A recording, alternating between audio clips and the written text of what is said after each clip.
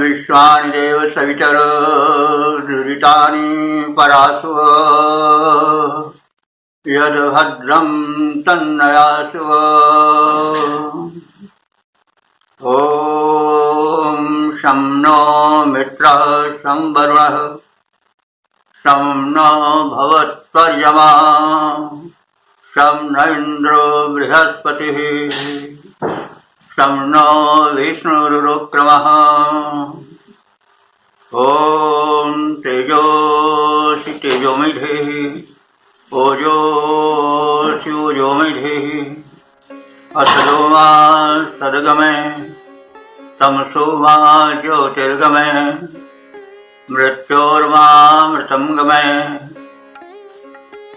ॐ जीवेम शरदः शतं शृणुयेम शरदः शतं पश्येम शरदः शतम् अदीनाः स्याम शरदः शतम्। ओम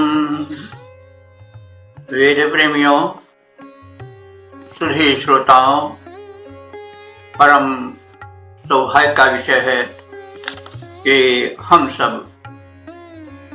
साक्षात परब्रह्म की वाणी ऋग्वेद के प्रथम मंडल के 75वें सूक्त की व्याख्या में प्रवेश करने जा रहे हैं। इस सूक्त में 5 मंत्र हैं और सभी गायत्री छंद में निबद्ध हैं। मंत्र दृष्टा ऋषि हैं गौतम राहुगण और देवता हैं अग्नि। तो इस मंत्र का शीर्षक है कि अग्निदेव हव्य ग्रहण करें, स्तुतियां सुने और देवों को हमारे अनुकूल बनाएं। अब संबंधित मंत्र का प्रथम पाठ हो जाए। ओम युषस्प्रथमं वचो देवस्तरस्तमं हव्याजुह्वान आसने।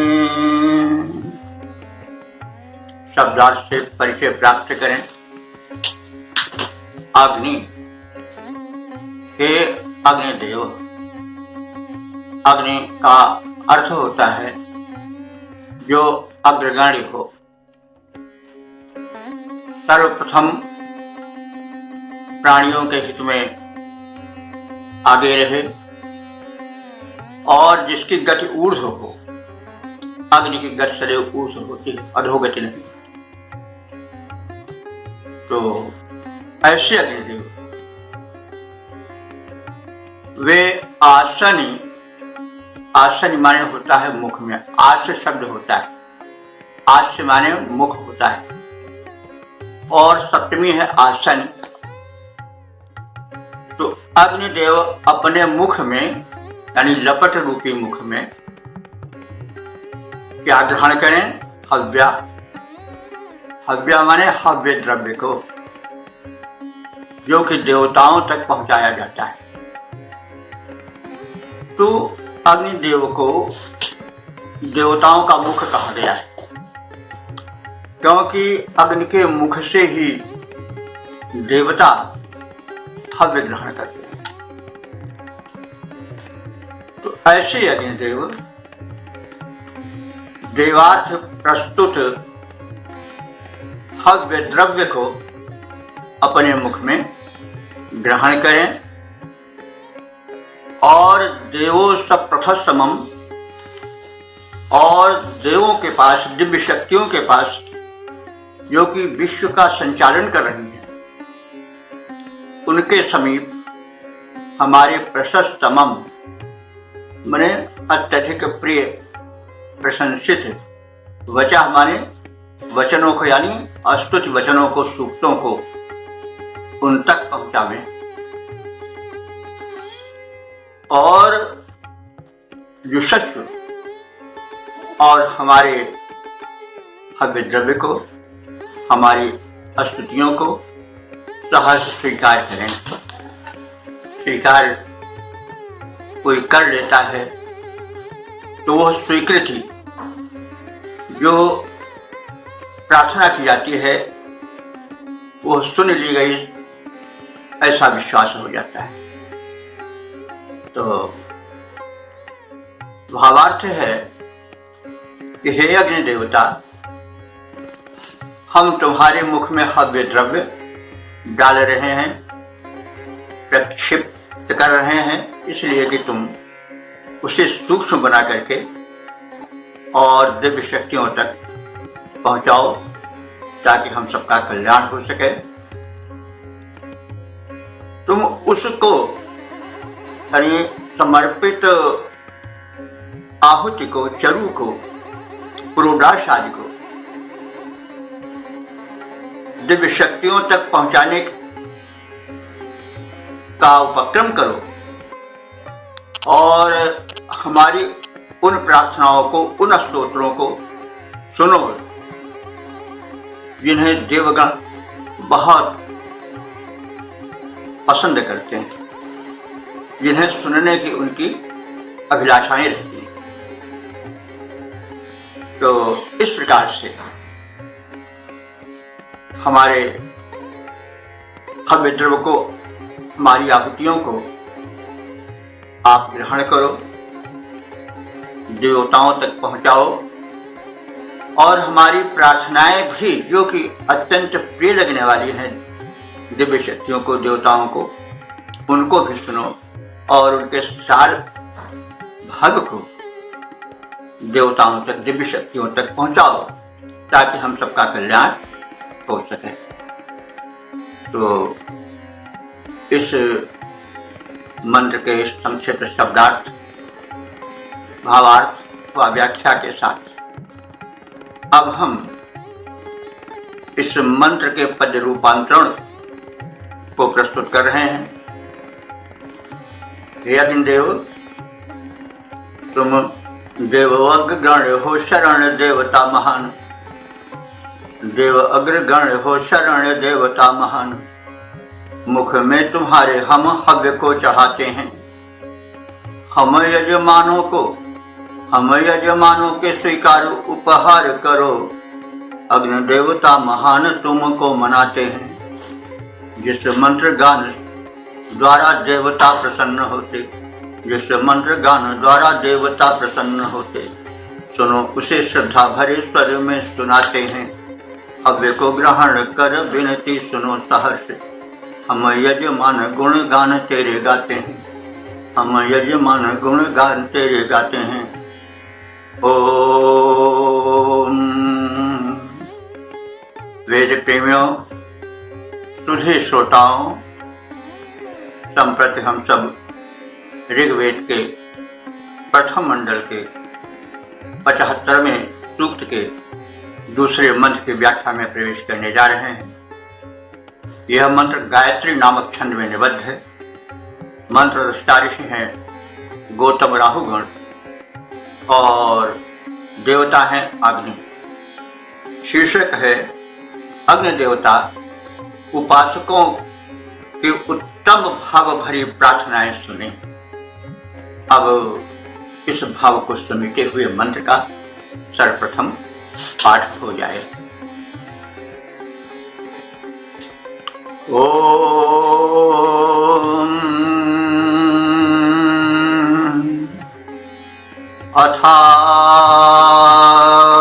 अथान्ते आंगिरसस्तमाग्ने वेदाग्ने वेधस्तम प्रियम वोचेम ब्रह्म सानसी। अब शब्दार्थ से परिचय प्राप्त करें।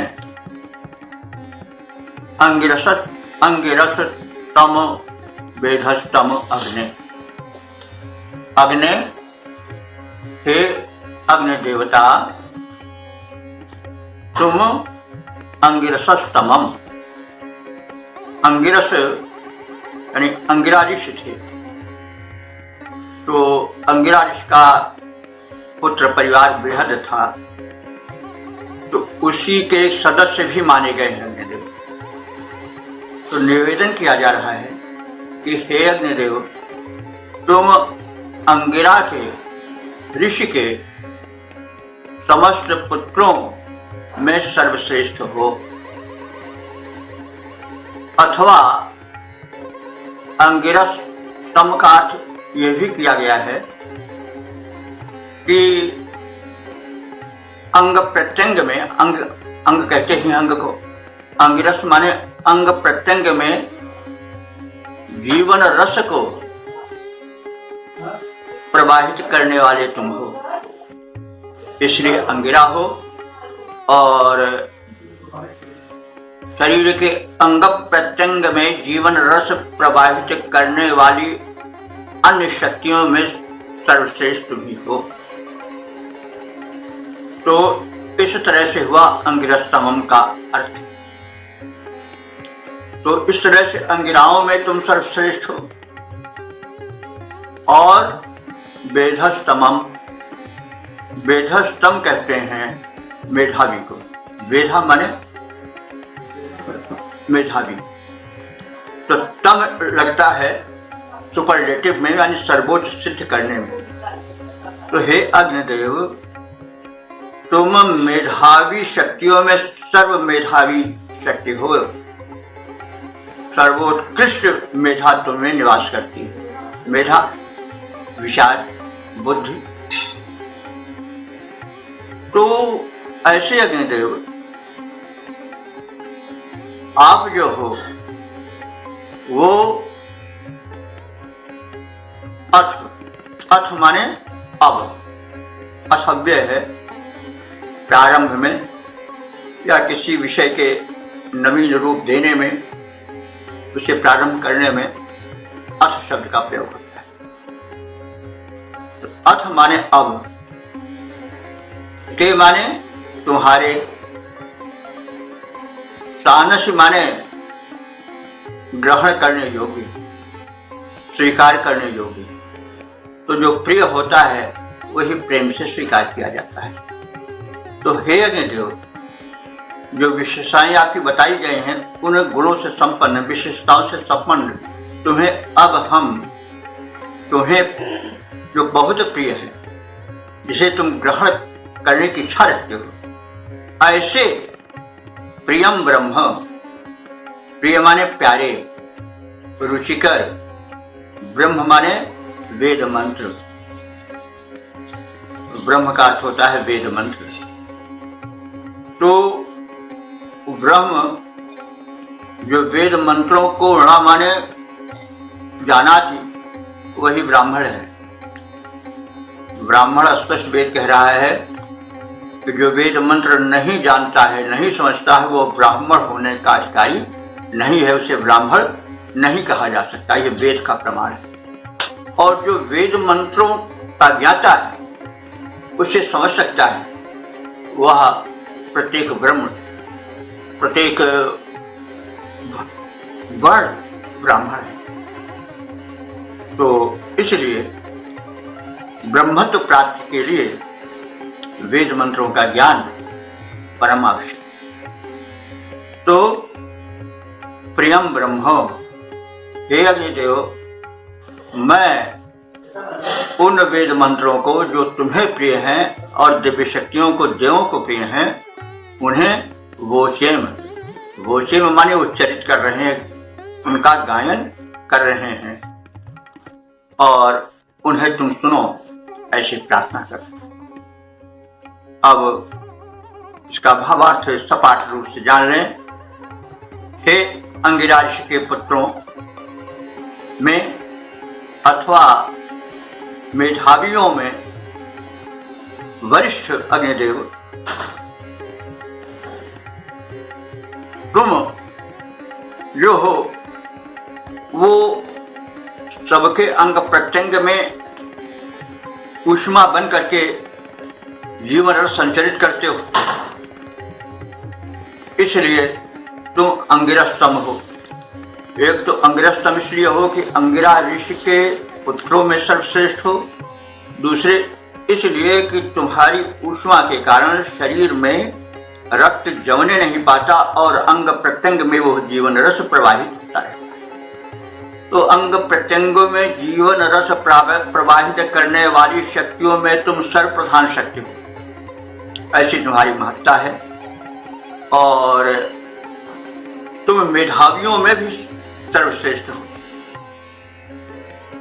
ऐसे तुम्हें हम अपने स्तोत्र सुना रहे हैं और तुम्हारा गुणगान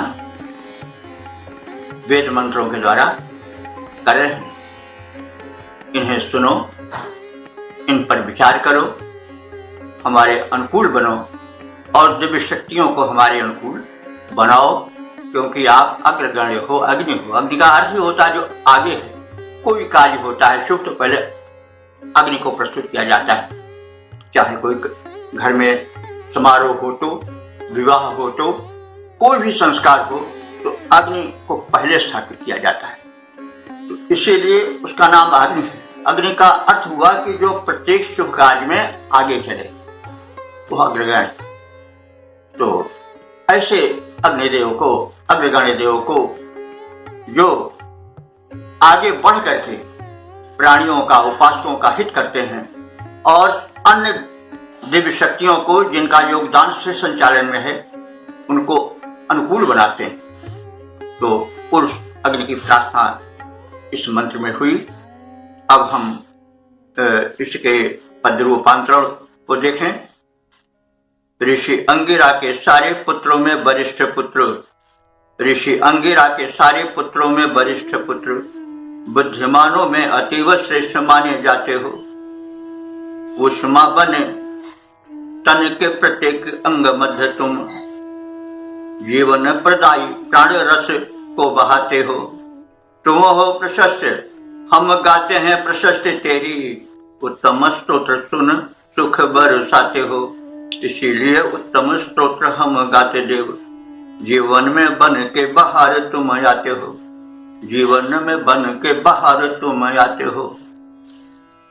ओम वेद प्रेमियों, सुधी श्रोताओं, संप्रति हम सब ऋग्वेद के प्रथम मंडल के 75वें सूक्त के तीसरे मंत्र की व्याख्या में प्रवेश करने जा रहे हैं। इस मंत्र के दृष्टा ऋषि हैं गौतम, राहुगण और मंत्र है गायत्री। इस मंत्र का शीर्षक है जीवन में अनंत, अनन्य और अगम्य शक्ति संपन्न अग्निदेव। अब हम सब संबंधित मंत्र का प्रथम पाठ करेंगे।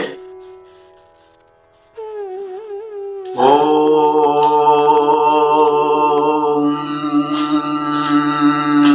कस्ते जामिर जनानामग्ने को दाशल को दाश्वध्वरः को कस्मिन् नमनसि श्रितः।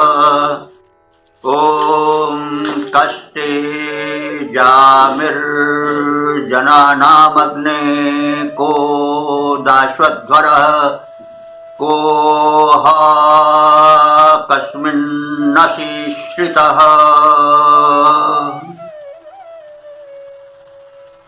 शब्दार्थ जाने।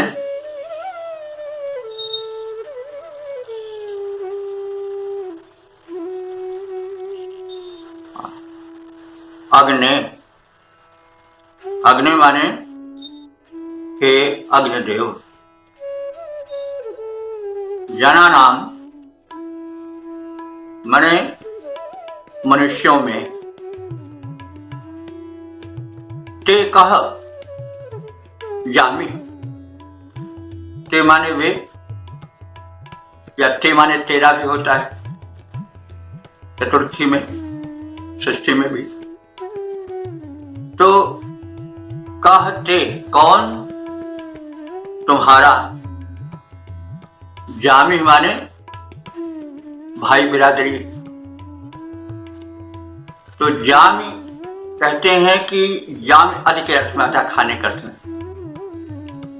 और जमते जामते जो साथ साथ ही जेवे।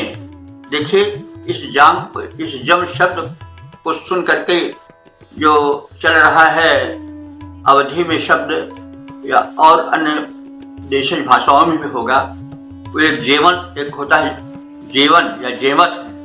ये भी जेव मतलब जेव कर रहे हैं, जेमत, इनके साथ साथ जेव। तो जेव शब्द अभी भी चल रहा है। जेवन माने अभी जेवत हैं, यानी अभी भोजन कर रहे हैं। तो जाम इसलिए कहा जाता है, भाई बिरादरी को जाम कहा जाता है। क्यों कहा जाता है कि जो साथ साथ बैठ करके खान पान भोजन करें तो भाई बिरादरी। क्योंकि हमारे यहाँ ये कहा गया है कि सब जगह सबके साथ भोजन नहीं करना चाहिए। तो इसके पीछे विज्ञान है। क्योंकि जो द्वेष भावना रखता है, जो अपवित्र है, उसके साथ बैठ करके भोजन किया जाएगा तो उस भोजन में विकार का सूक्ष्म तत्व प्रवेश हो जाएगा और वह अनिष्टकर होगा। इसीलिए जामी शब्द कहा जाता है कि वे लोग जो इस योग्य हैं, अपने भाई बिरादरी हैं, तो उनके साथ बैठ करके भोजन किया जाए। इसीलिए जो हत्या कार्य करते थे, जिन पर जो अपराधी वृत्ति थे, उनके साथ उनका छुआ नहीं खाया जाता था। हमारे यहाँ ये जो स्पर्श भावना है वो वैज्ञानिक है। दुरुपयोग कोई करते हो बात अलग कि, लेकिन जो स्पर्श है, स्पर्श का मतलब गुण दोष होता है। कुछ का चरण स्पर्श करने से उसकी ऊर्जा सूक्ष्म शरीर में आ जाती है। इसी तरह सबका चरण भी नहीं स्पर्श करना चाहिए। स्पर्श से देखिए जब रोग आजकल हो जाता है, छुआछूत हो जाती है, रोग हो जाता है, तो जब संक्रमण हो जाता है, ये तो स्पर्श है कि स्पर्श में संक्रमण होता है, ये वैज्ञानिकता है। तो कहने का ये तात्पर्य है कि जो बड़ा प्रिय होता है उसके साथ बैठ करके भोजन किया जाता है। और जाम माने खाना, भोजन करना, भक्षण करना, तो इसीलिए उसको जाम कहा गया है। तो यहाँ पर यह शब्द प्रयुक्त है और कहा जा रहा, कहते जाम, तुम्हारा भाई बिरादरी कौन है। मतलब ये प्रश्न किया जा रहा है कि कोई ऐसा नहीं है जो तुम्हारे समकक्ष हो और तुम्हारी बराबरी करके तुम्हारे साथ बैठ सके, अरे तुम अनन्य हो। तो कहते जामी, तुम्हारे भाई बिरादरी होने के योग्य है भला कौन, क्योंकि तुम परमोत्कृष्ट हो। और कह दाशु अध्वरा, कह दाशु अध्वरा, कह दाशु, दाशु माने दानी, अध्वर माने यज्ञ। तो कौन ऐसा है जो यज्ञ का अभिमान करके यह कह सके कि मैं यज्ञ करके अग्निदेव को प्रसन्न कर लूंगा। तो ऐसा कोई नहीं है। कोई अहंकार पूर्वक अगर कहता है कि मैं यज्ञ द्वारा अग्नि को वश में कर लूंगा, तो इसका अहंकार मिथ्या है। तो हे अग्निदेव, कह दाशु अध्वरा, कौन ऐसा, दाशु कहते हैं यजमान को या दानी को, कौन ऐसा दानी यजमान है जो कि अहंकार यह करे कि हम तुम्हें यज्ञ के वश में कर लेंगे। यानी तुम किसी के अहंकार से बड़ा कार्य का दिखावा करने वाले के वशीभूत होने वाले नहीं हो। कह हाँ, कौन ऐसा है जो तुम्हें जान सकता है, यानी कोई तुम्हें सही रूप से जानने का दावा नहीं कर सकता है। तुम अनंत हो, अनन्य हो। तो कस्मिन श्रितः असि, कस्मिन माने किसमें या किसके, श्रितः माने आश्रित, असि माने हो। कौन ऐसा है जिसके तुम आश्रित हो, यानी तुम्हें आश्रय बनाने वाला कोई नहीं है। सब तुम्हारे आश्रित हैं, तुम किसी के आश्रित नहीं हो। तुम सर्वतंत्र स्वतंत्र हो। यह अर्थ है शब्दार्थ के रूप में। अब इसका हम भावार्थ देख लें। हे अग्नि रूप भगवान, अब यहाँ पर अग्नि में परमात्मा तत्व का पूर्ण दर्शन किया जा रहा है। हे अग्नि रूप भगवान, तुम अनन्य हो। मनुष्यों में तुम्हारा बंधु कौन है, अर्थात तेरा बंधु होने योग्य कोई नहीं। तुम्हारा यज्ञ विधिवत कौन कर सकता है, अर्थात कोई नहीं कर सकता है। किसी में यह सामर्थ्य नहीं है यह जान सके कि तुम कौन हो, यानी तुम्हारी महिमा अनंत और अपार है। इसका रहस्य कोई नहीं जानता है कि तुम्हारा आश्रय स्थल कहाँ है, यानी तुम इतने व्यापक हो, सर्वव्यापक हो, और कोई यह नहीं कह सकता है कि तुम यहाँ पर, यहीं पर हो, सातवें आसमान पर हो, या कहीं बैकुंठ में हो, या कहीं किसी विशेष लोक में हो। अगर कोई यह कहता है तो उसका कहना वितत है, वो ज्ञानी है। तुम सर्वव्यापक हो, इसलिए तुम्हें किसी एक स्थान पर बताना यह अज्ञाता का सूचक है। तो कोई ठीक नहीं जानता है कि तुम कहाँ रहते हो, और यह भी नहीं कोई कह सकता है कि तुम किसी के आश्रित हो। तुम किसी के नहीं हो और सबके हो, क्यों तुम सर्वतंत्र स्वतंत्र हो। इस तरह से अग्नि में सर्वज्ञ परमात्मा तत्व का दर्शन ऋषि ने किया है। अब इसका छंदोबद्ध रूप देख लें। तुम्हें यज्ञ में न हव्य देने में समर्थ कोई, तुम्हें यज्ञ में न हव्य देने में समर्थ कोई, क्योंकि तुम्हारा दिया हुआ द्रव्य सब पाते हैं, क्योंकि तुम्हारा दिया हव्य द्रव्य देव पाते हैं। भगवान तुम हो अनन्य सबसे महान, कोई योग्य नहीं बंधु तेरा जो दिखाते हैं। क्या हो, कौन हो, कहाँ बसेरा है तुम्हारा नाथ, जान ना सका जहान, हेर हेर हारा है। आश्रय न आश्रय तुम्हें जो दे सके न ऐसा कोई कहीं, जहां देखता हूं वहां तेरा ही पसारा है। ओम। वेद प्रेमियों, सुधी श्रोताओं, संप्रति हम सब ऋग्वेद के प्रथम मंडल के 75वें सूक्त के चौथे मंत्र की व्याख्या में प्रवेश करने जा रहे हैं। यह मंत्र गायत्री नामक छंद में निबद्ध है। मंत्र दृष्टा ऋषि हैं रघुगण, गौतम राहुगण। तो इसका हम शीर्षक इस प्रकार से जान सकते हैं कि भक्तों के सखा सहायक और सर्वस्व अग्निदेव। अब संबंधित शीर्षक के अर्थ को समेटे हुए मंत्र का प्रथम पाठ हो जाए।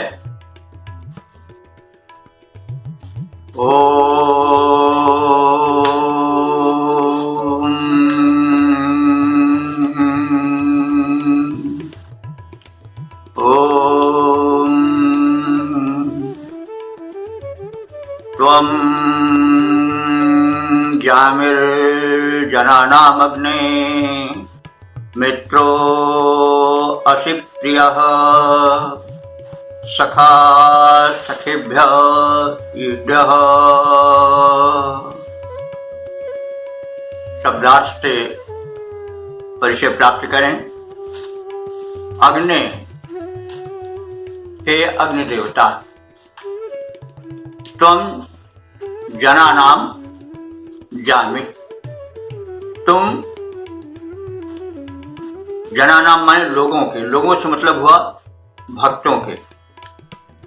जन परिजन, तो जन जो निकट के लोग होते हैं, जो भक्त होते हैं, उनको भी जन कहा जाता है, भक्त जन। तो तुम जनानाम माने तुम भक्त जनों के जामी असी सगे बंधु बांधव हो। तो जामी जैसे पहले कहा गया है कि जम अदने यानी भोजन करना, इस अर्थ में जम होता है। और इसकी हम जब व्युत्पत्ति करेंगे तो कहेंगे जमंती सह ते जामी ही। तो तुम जो हो हे अग्निदेव जना नाम जामी, अपने भक्तजनों के सगे बंधु बांधव। नैकट प्रदर्शन हो रहा है, संबंध में दृढ़ता का प्रदर्शन है। प्रिय मित्र, तुम भक्तजनों के, उपासकों के प्रिय मित्र हो। तो यहाँ पर ध्यान देने योग्य बात है कि अगर लौकिक संस्कृत में होता तो हम प्रियम मित्रम कहते। विकास होता है भाषा में। तो यहाँ पर मित्र जो है आया है दोस्त के लिए, साथी के लिए। ऐसा है कि लौकिक संस्कृत में और संस्कृत में मित्र शब्द जो पुल्लिंग होता है तो आता है सूर्य के लिए, और जब मित्रम होता है नपुंसक होता है तो आता है दोस्त, साथी के लिए। लेकिन यहाँ पर मित्र शब्द जो है, मित्र, वो आया है तो साथी के लिए, मित्र के लिए। उसका विशेषण प्रिय भी पुल्लिंग ही है। तो प्रिय मित्र हो, प्रिय साथी हो। तो हे अग्निदेव,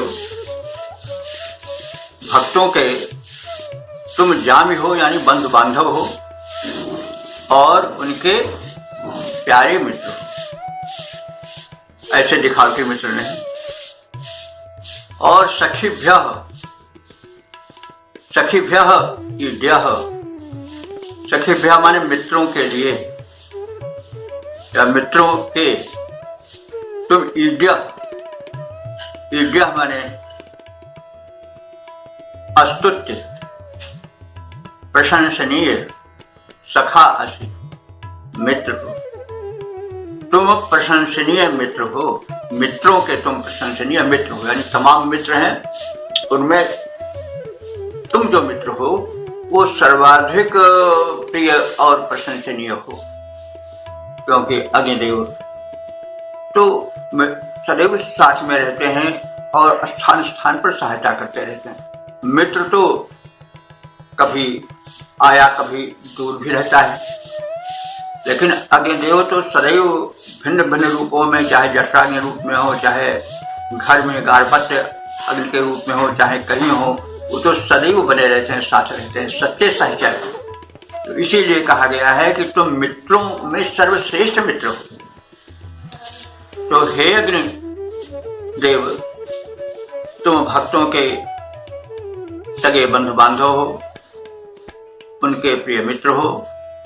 तुमसे जो सख्य भाव की मैत्री करते हैं उनके निमित्त तुम प्रशंसनीय बन जाते हो, उनके परम निकट के सच्चे प्रशंसित अस्तुत्य मित्र बन जाते हो, मैत्री निभाते हो। तो अब हम इसके छंदोबद्ध प्रारूप को भी देख लें।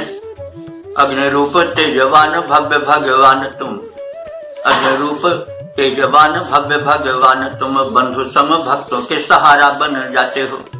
प्रिय मित्र के समान जीवन में आते और प्रेम पूर्ण प्रीति रीति सबसे निभाते हो। जैसी प्रीति जो दिखाते वैसे ही निभाते तुम। निज जन को समस्त सुख पहुंचाते हो। बन जाते हो प्रशंसनीय मित्र मानवों के। सखा भाव वाली भक्ति भावना दिखाते हो। तो यहाँ पर जो सख्य भाव के प्रीत है वो विशेष स्थान पाए है। वेदों में प्रायः सख्य भाव की प्रीति का अधिक वर्णन है। इस विषय में पहले भी कहा जा चुका है कि भक्ति के अनेक रूप हैं, अनेक भाव हैं, और सख्य भाव की जो प्रीत है वो ऋषियों को ज्यादा पसंद है। क्योंकि मित्र से सब कुछ कह सकता है, किंतु स्वामी से सब कुछ नहीं कह सकता। जो अपना अधिकारी, जो अपने सूचे है, उससे वो संकुचित रहता है, अपने खुल के अपने को नहीं प्रस्तुत कर पाता है। वहाँ एक डिसिप्लिन ज्यादा रहती है, मित्र में खुलापन रहता है। इसलिए ऋषि को मैत्री भाव बहुत अधिक पसंद है। तो इस तरह से सख्य भाव युक्त इस मंत्र के संक्षिप्त अर्थ, भावार्थ और पदात्मक रूप से हम लोग परिचय प्राप्त कर लिए। अग्नि हमारे सब कुछ हैं, मित्र हैं, साथी हैं, बंधु बांधव हैं, और परमात्मा तत्व का दर्शन हो रहा है। हमें ये जानना चाहिए, आप सब जानते भी हैं, आप सब और भी जानते हैं कि जो है वो जो कवि या कोई विचारक भाव भरा भक्त जब स्तुति करने लगता है तो वो जिसकी स्तुति करता है उसकी स्तुति करते करते वह प्रकृति से परमात्मा की ओर, सामान्य से विशेष की ओर बढ़ने लगता है। तो ये प्रवृत्ति होती है प्रार्थना की, वही प्रवृत्ति यहाँ भी है। ओम वेद प्रेमियों, सुधी श्रोताओं, संप्रति हम सब ऋग्वेद के प्रथम मंडल के 75वें सूक्त के 5वें मंत्र की व्याख्या में प्रवेश करने जा रहे हैं। यह मंत्र गायत्री छंद में निबद्ध है। मंत्र दृष्टा ऋषि गौतम रघुगण हैं और देवता जो हैं वो अग्नि हैं। इस मंत्र का शीर्षक है अग्नि देवों को उपासकों के अनुकूल बनाएं और यज्ञशाला में आए। अब संबंधित मंत्र का प्रथम पाठ हो जाए। ओम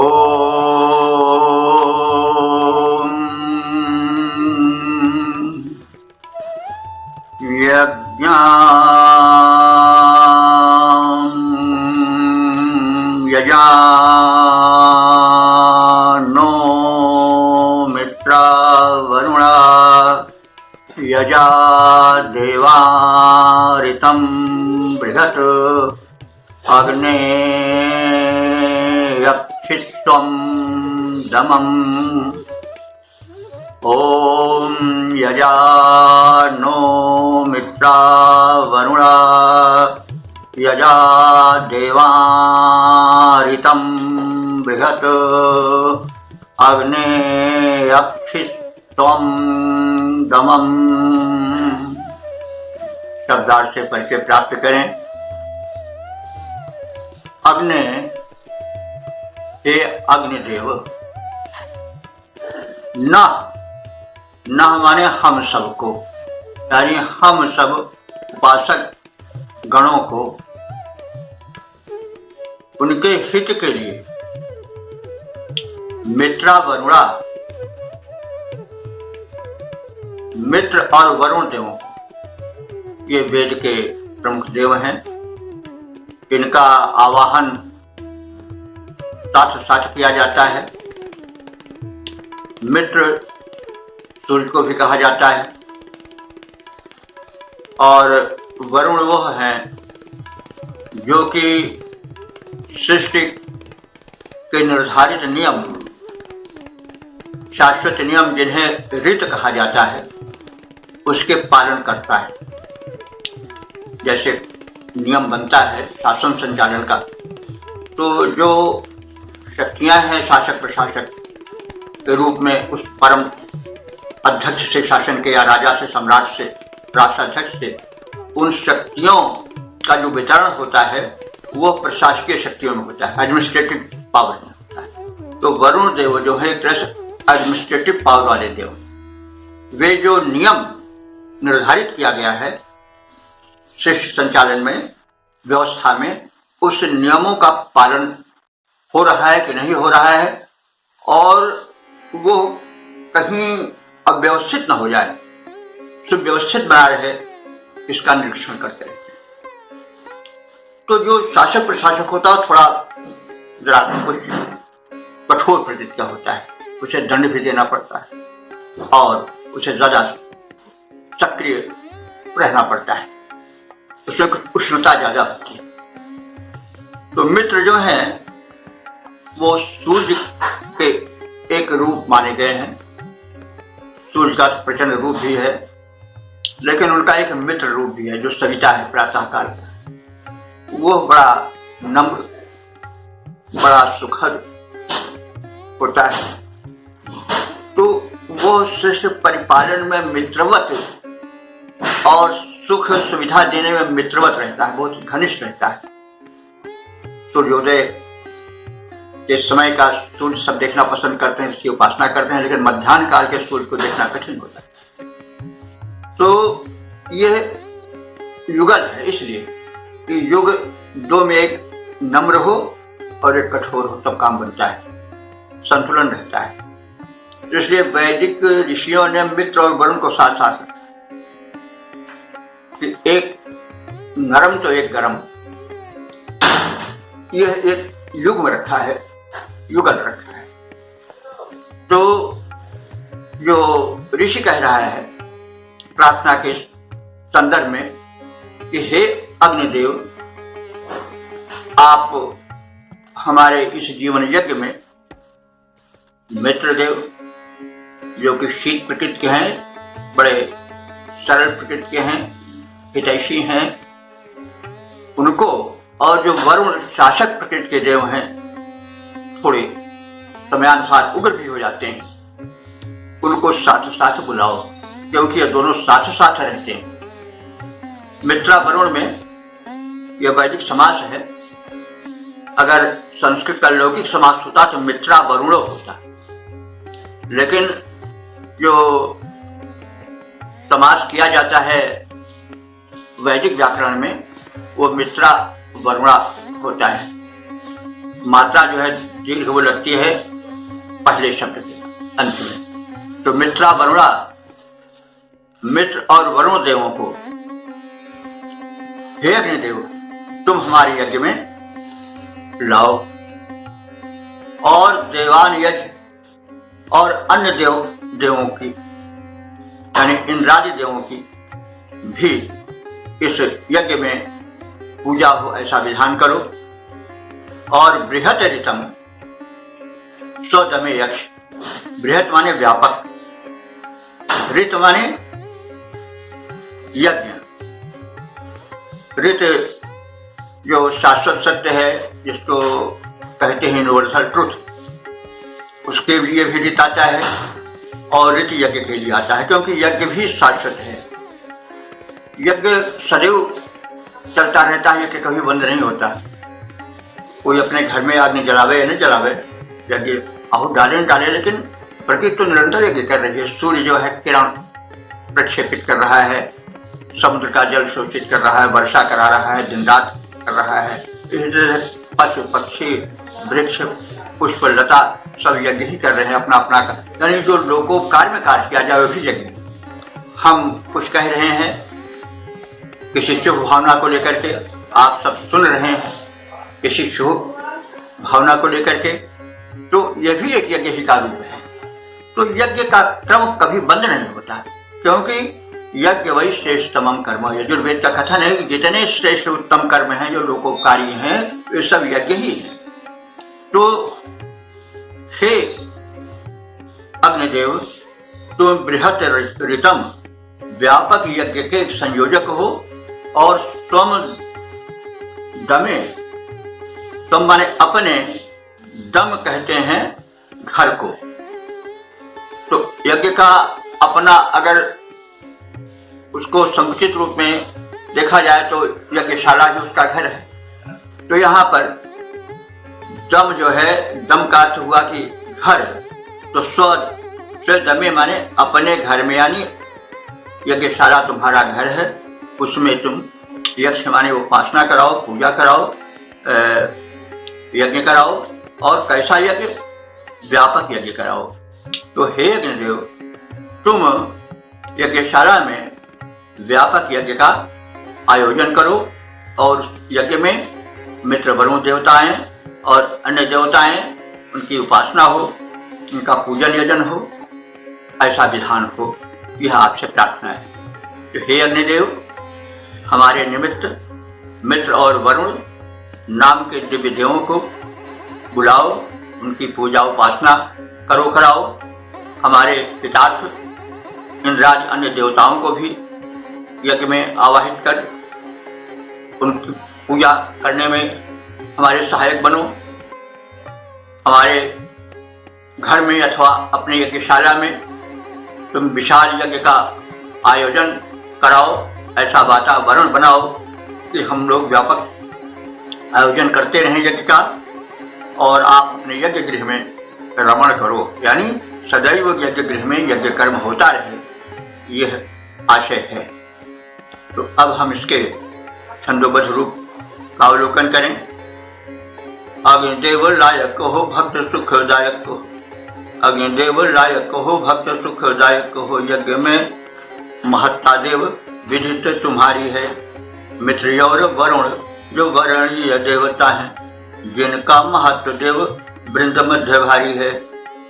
पूजा श्रेष्ठ देवों की करो हमारे हेतु देव, पूजो इंद्र आदि अन्य देव सुखकारी हैं। यज्ञ सुविशाल करो भरो मुद मंगल को, आओ यज्ञ गृह मध्य, आओ यज्ञ गृह मध्य विनती हमारी है, आओ यज्ञ गृह मध्य विनती हमारी है। तो इस प्रकार से हे वेद प्रेमियों, हम लोगों ने ऋग्वेद के प्रथम मंडल के 75वें सूक्त की व्याख्या पूर्ण कर ली है। इस सूक्त में 5 मंत्र हैं और इन 5 मंत्रों को गायत्री छंद में निबद्ध किया गया है और इसमें अग्निदेव की स्तुति है। मंत्रदृष्टा ऋषि हैं गौतम रहुगण, और हम यह भी जान लें कि अब तक जो मंत्र व्याख्यायित हो चुके हैं उनकी संख्या 850 हो चुकी है। यह है ऋग्वेद के प्रथम मंडल के प्रथम सूक्त के प्रथम मंत्र से लेकर के एक तरफ से अब तक की व्याख्या का क्रम है। तो अब तक ले हम लोग 850 मंत्रों की व्याख्या कर चुके हैं और अब इस सूत्र विशेष के, जिसको हम ऋग्वेद के प्रथम मंडल का 75वां सूक्त कहते हैं, जिसमें 5 मंत्र हैं जो अग्निदेव को समर्पित हैं, उनके संक्षिप्त अर्थ, संक्षिप्त वर्ण विषय को जानेंगे और थोड़ा अग्निदेव से हम परिचय प्राप्त कर लें। समय समय पर कहा जाता रहा है, अग्निदेव का परिचय दिया जाता रहा है, लेकिन देवता का स्वरूप जानना परम आवश्यक है, क्योंकि जब तक हम स्वरूप को नहीं समझेंगे ठीक तब तक मंत्र के प्रति सच्ची बैठ नहीं हो पाएगी। तो अग्निदेव प्रत्यक्ष देव हैं, अग्निदेव परमात्मा के प्रकाशमान रूप हैं, वे सर्वत्र व्याप्त हैं।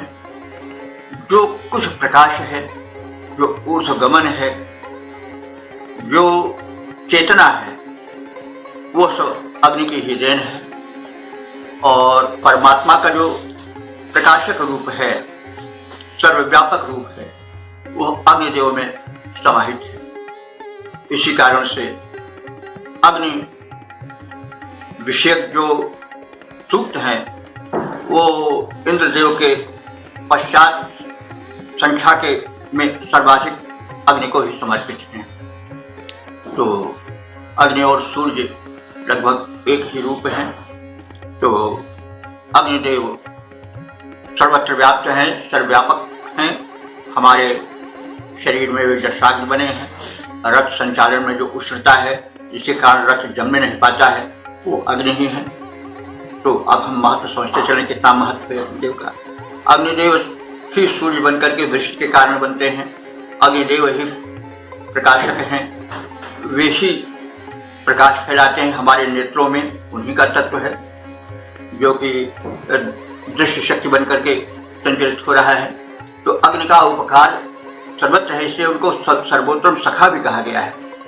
और अग्निदेव शक्ति के प्रतीक हैं। जब तक वो अग्नि तत्व प्रदीप्त रहता है शरीर में तब तक शक्ति रहती है। जहाँ अग्नि तत्व क्षीण होना प्रारंभ हो जाता है वहाँ दौर्बल्य और बुढ़ापा अपना अधिकार जमाने लगता है शरीर पर। और जब अग्नि तत्व बिल्कुल क्षीण हो जाता है तो व्यक्ति का शरीर ठंडा पड़ जाता है। इसलिए अग्नि उपासना परमावश्यक है। प्राणायाम के द्वारा, खान पान, आहार विहार के द्वारा हमें अग्नि तत्व को सदैव जागृत किए रहना चाहिए। इसलिए ऋषि जो है बार बार अग्निदेव की प्रार्थना करता है, सर्वाधिक मंत्र अग्नि को समर्पित करता है। अग्निदेव जो हैं वे सर्वव्यापक हैं, सर्वहितैषी हैं, सृष्टि के संचालन के मुख्य हेतु हैं। वे दिव्य शक्तियों को बुलाने वाले हैं। वे देवताओं के मुख हैं। उन्हीं के माध्यम से जो है वो जो दिव्य पदार्थ अर्पित किया जाता है, जिससे जो शक्तियों में बल आता है, वृद्धि आती है, तेजस्विता आती है, वो सब अग्नि के माध्यम से ही उन तक पहुंचता है। तो इस प्रकार से हम अग्नि के महत्ता को समझें और ये भी ध्यान रखें कि अग्नि की उपासना हम प्रारंभ करें व्यापक रूप से। अवश्य हवन आज का हम अगर सप्ताह में नहीं तो 15वें दिन तो जरूर करें। और जो कथाएं होती हैं उनमें वास्तव में सर्वाधिक महत्व जो है वो आहुति का ही होता है, यज्ञ कर्म का ही होता है। पहले था हर घर में कम से कम स्नान के बाद प्रत्येक व्यक्ति आहुति डालता था, अगियार करता था, अग्नि थोड़ी सी रख करके उसमें कुछ न कुछ भेदार समन्वित चंदन या धूप की लकड़ी का बुरादा डालता था, तो उससे वातावरण शोषण होता था। आज इसका बड़ा अभाव है, इसीलिए रोग शोक और कीटाणुओं के पनपने का ज्यादा अवसर मिल रहा है। आज चर्बी जलाई जाती है पेट्रोल के रूप में, जो कि वातावरण को इतना मतलब दूषित कर दिए है कि लोग उससे परेशान है, पूरा युग परेशान है, पूरा विश्व परेशान है। तो कहने का मतलब हमको वैदिक भावना को और वैदिक जो जीवन शैली है, जो दिनचर्या है, उसको अपनाना होगा यदि हम चाहते हैं कि हम सुखी रहें, संपन्न रहें और आरोग्यवान रहें, स्वस्थ रहें। तो हमें अग्नि उपासना करनी होगी। और अग्नि उपासना की विधियाँ आप लोग जानते हैं, हम समय समय पर अवसर पा करके बताते भी रहते हैं। लेकिन बताना ही, जानना ही पर्याप्त नहीं है। जब तक कार्य व्यवहार रूप में नहीं आता तब तक उसका कुछ अर्थ नहीं मिलता है। तो अब हम इस सूक्त के 5 मंत्रों में प्रत्येक मंत्र में क्या खास बात है इसे बताएंगे। इस सूक्त के प्रथम मंत्र में अग्निदेव से हव्य ग्रहण करने और दिव्य शक्तियों तक अस्तित्व को पहुंचाने का कथन है। दूसरे मंत्र में अग्निदेव से प्रार्थना सुनने का अनुरोध है।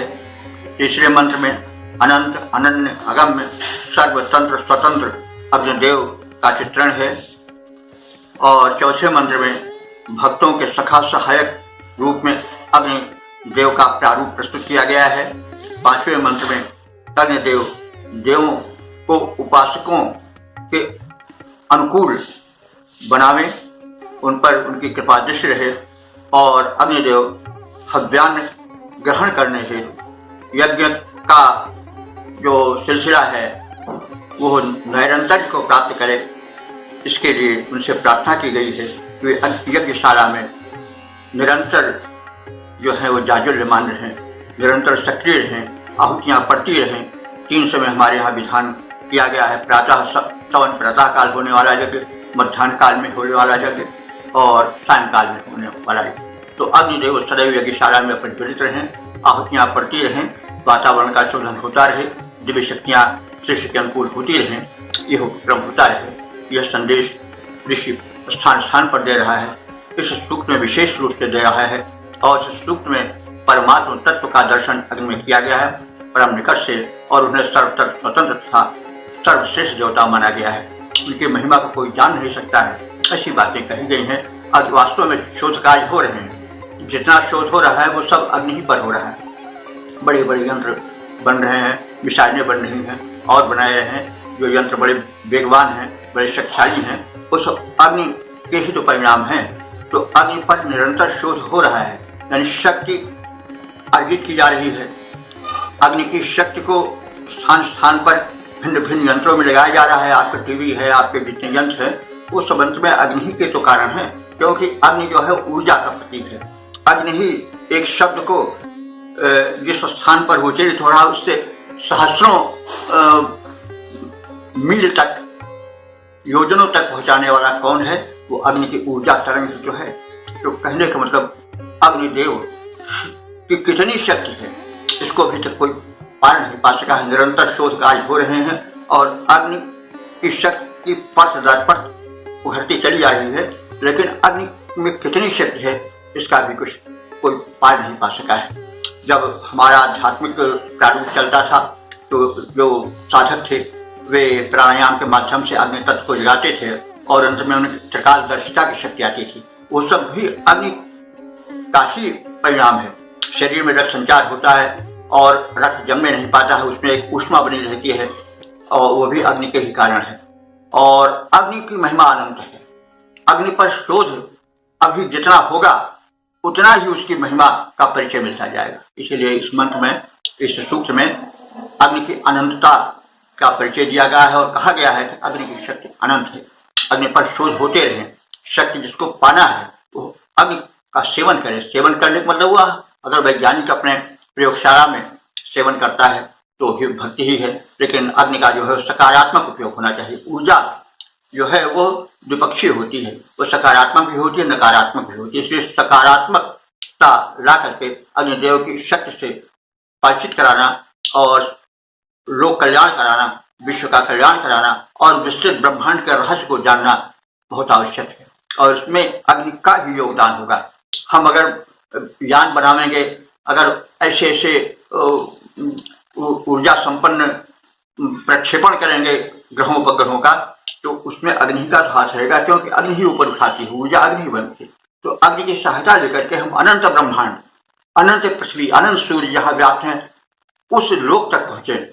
और हम तो अभी एक सरसों के बराबर ज्ञान प्राप्त कर सके। हमारा भूमंडल ये पृथ्वी है, एक सरसों से भी छोटी है ब्रह्मांड के इस तुलना में।